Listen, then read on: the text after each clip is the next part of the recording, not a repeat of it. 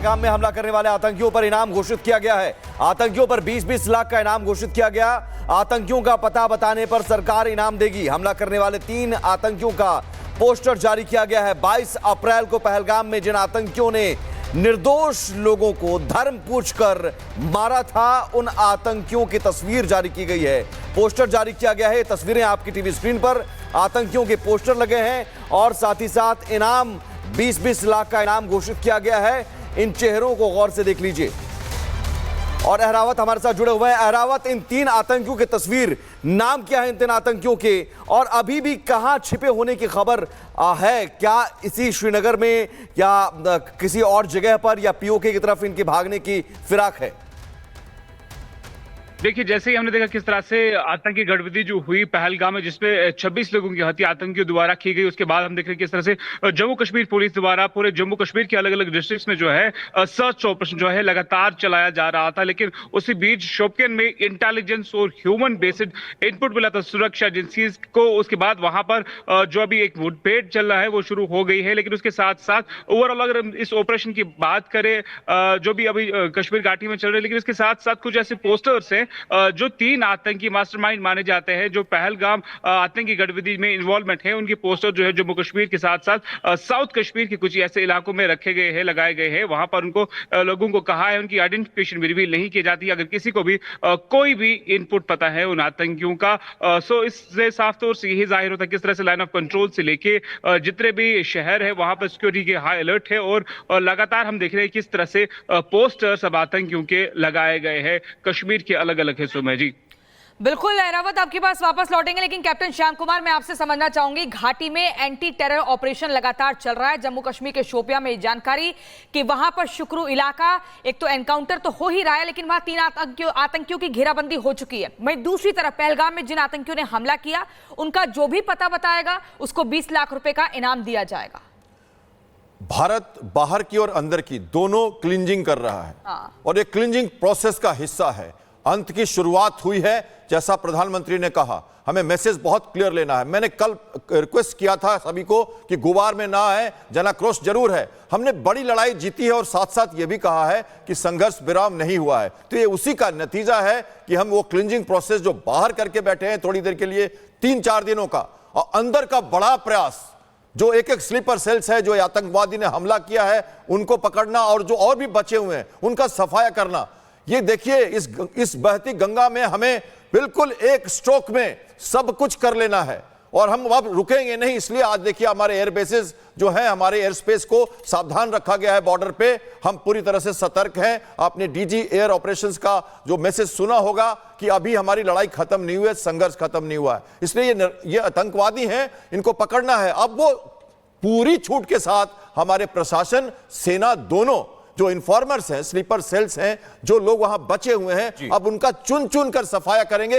ये बहुत जरूरी है, इसलिए कि इनके कारण पता है हमको कि ओवरग्राउंड वर्कर्स ने सपोर्ट किया। तो ये हमें मालूम है। हमने घर जलाए, बॉम्ब मारे उनके, फिर हमने ऑफेंसिव पोस्चरिंग करी, हमने बॉर्डर के बाहर भी बिल्कुल। और इस बीच ऑपरेशन सिंदूर के जरिए भारत ने कैसे पाकिस्तान पर अब तक की सबसे बड़ी स्ट्राइक की, जिसका सबूत है पाकिस्तान में मची खलबली। प्रधानमंत्री मोदी ऑपरेशन सिंदूर के सफल होने पर खुद सामने आए और पाकिस्तान को उसी की भाषा में 2 टूक जवाब देते हुए, आतंकवाद और संवाद एक साथ नहीं हो सकता है। भारत पर आतंकी हमला हुआ तो मुंह तोड़ जवाब दिया जाएगा।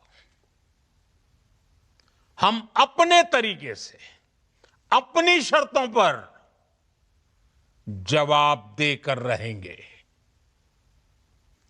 हर उस जगह जाकर कठोर कार्रवाई करेंगे जहां से आतंकी जड़ें निकलती हैं। कोई भी न्यूक्लियर ब्लैकमेल भारत नहीं सहेगा। न्यूक्लियर ब्लैकमेल की आड़ में पनप रहे आतंकी ठिकानों पर भारत सटीक और निर्णायक प्रहार करेगा। हम आतंक की सरपरस्त सरकार और आतंक के आकाओं को अलग अलग नहीं देखेंगे। हमने पाकिस्तान के आतंकी और सैन्य ठिकानों पर अपनी जवाबी कार्रवाई को अभी सिर्फ स्थगित किया है। सर्जिकल स्ट्राइक और एयर स्ट्राइक के बाद अब ऑपरेशन सिंदूर आतंक के खिलाफ भारत की नीति है। बहावलपुर और मुरिद के जैसे आतंकी ठिकाने एक प्रकार से ग्लोबल टेररिज्म की यूनिवर्सिटीज रही है। दुनिया में कहीं पर भी जो बड़े आतंकी हमले हुए हैं, उन सब के तार कहीं ना कहीं आतंक के इन्हीं ठिकानों से जुड़ते रहे हैं। आतंकियों ने हमारी बहनों का सिंदूर उजाड़ा था, इसलिए भारत ने आतंक के ये हेडक्वार्टर्स उजाड़ दिए। लेकिन भारत ने पाकिस्तान के सीने पर वार कर दिया।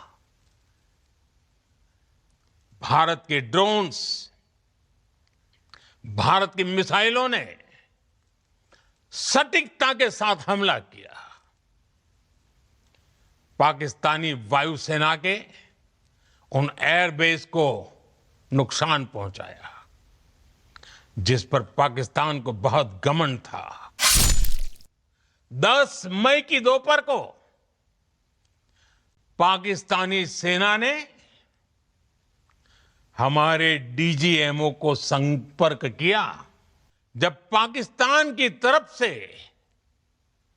गुहार लगाई गई, पाकिस्तान की तरफ से जब ये कहा गया कि उसकी ओर से आगे कोई आतंकी गतिविधि और सैन्य दुस्साहस नहीं दिखाया जाएगा, तो भारत ने भी उस पर विचार किया। भारत का मत एकदम स्पष्ट है। टेरर और टॉक एक साथ नहीं हो सकते। टेरर और ट्रेड एक साथ नहीं चल सकते, और पानी और खून भी एक साथ नहीं बह सकते। अगर पाकिस्तान से बात होगी तो टेररिज्म पर ही होगी। अगर पाकिस्तान से बात होगी तो पाक ऑक्युपाइड कश्मीर, पीओके, उस पर ही होगी। निश्चित तौर पर ये युग युद्ध का नहीं है, लेकिन ये युग आतंकवाद का भी नहीं है। टेररिज्म के खिलाफ जीरो टॉलरेंस, ये एक बेहतर दुनिया की गारंटी है। और चलिए अब आपको ग्राफिक्स के जरिए भारत के जाबाज रक्षकों के बारे में मैं आपको बताती हूं। सबसे पहले आप देखिए S-400 defence system, operational range इसकी 400 किलोमीटर बताई जाती है। वहीं आकाश सिस्टम की अगर बात करें, जिसकी ऑपरेशनल रेंज है 80 से 120 किलोमीटर। वहीं आप देखिए बराक 8 की अगर बात करें तो ऑपरेशनल रेंज इसकी 70 किलोमीटर है। ये भारत के जाबाज रक्षक हैं।